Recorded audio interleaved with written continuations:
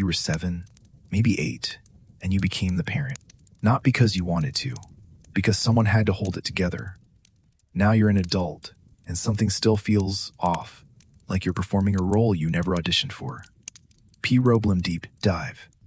This is what psychologists call parentification, when a child becomes the caregiver. When roles reverse too soon, maybe you managed your parents' emotions, translated adult problems into something manageable, became the mediator, the therapist, the safety net. Or maybe it was practical. Bills, siblings, dinner on the table by 6.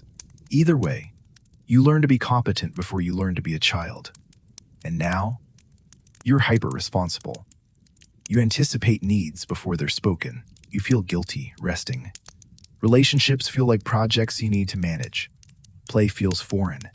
Spontaneity makes you anxious, because somewhere deep inside, you're still waiting for everything to fall apart if you stop holding it. Here's what you need to know. You are not broken. You adapted. Your brain did exactly what it was designed to do. Survive an environment that demanded too much, too soon. The hyper-responsibility that kept you safe. The emotional attunement that prevented chaos. The inability to relax, that was your nervous system staying vigilant. Because when you were young, vigilance was survival, psychological mechanisms. Let's talk about what happened in your brain. Childhood is supposed to be a time of scaffolded development.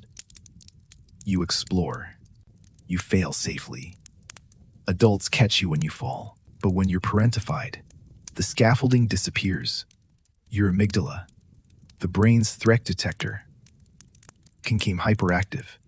It learned that unpredictability equals danger, so it stayed on, constantly scanning, never fully at rest.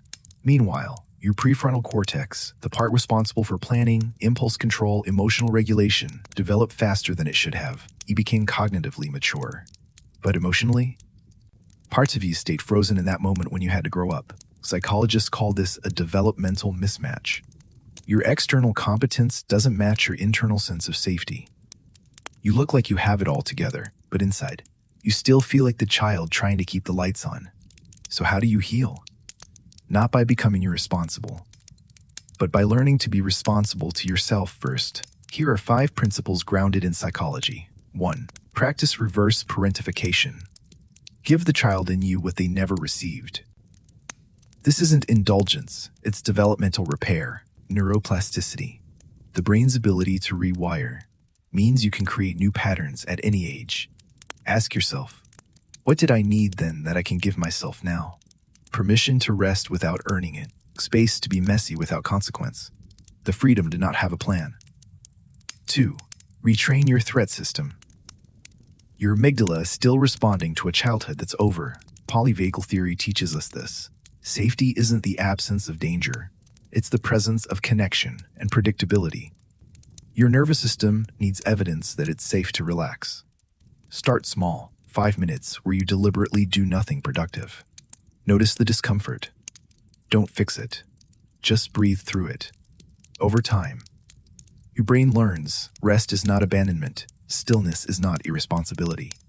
3. Reclaim play as a psychological tool. Play isn't frivolous. It's how the brain processes unresolved experiences. When you were young, play was your language, but you had to speak in responsibilities instead. Dr. Stuart Brown's research on play shows this. Adults who engage in purposeless, joyful activity experience reduced cortisol and increased emotional resilience. Find one thing that has no outcome. Doodling, dancing in your kitchen, building something useless. Let your brain remember, not everything needs to matter. 4. Rewrite your internal narrative. The story you've been telling yourself, if I'm not managing everything, it will collapse.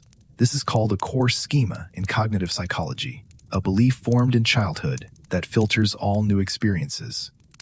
To change it, you don't argue with it. You test it. Let one small thing go unmanaged. Watch what happens. Most of the time, nothing catastrophic. Your brain starts collecting new evidence. The world doesn't need me to hold it together. Other people are capable. I can trust the process. 5. Find safe dependency. This might be the hardest one. When you grew up too fast, dependency became dangerous. You learned, the only person I can rely on is myself. But healthy attachment theory teaches us, interdependence is not weakness. it's maturity. Start with one person, someone who has proven consistency. Practice this. Ask for help with something small, not because you can't do it, but because you're learning that you don't always have to. Your brain will resist. That's okay. Healing doesn't require comfort, just consistency. Here's the mental model to carry with you. You are not recovering for being responsible. You're recovering the parts of yourself that got buried beneath it. Think of it like this. You built a house too early. The foundation was unstable.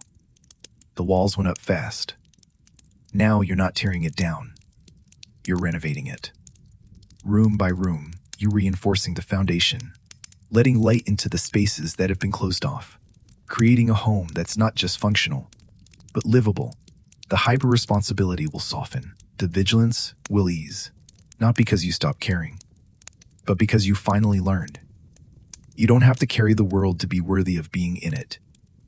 You were never supposed to grow up that fast, but you did, and you survived. Now, you get to go back, not to relive it, but to reclaim it. The permission to rest, the freedom to play, the safety to depend. These aren't luxuries, they're your birthright, and it's not too late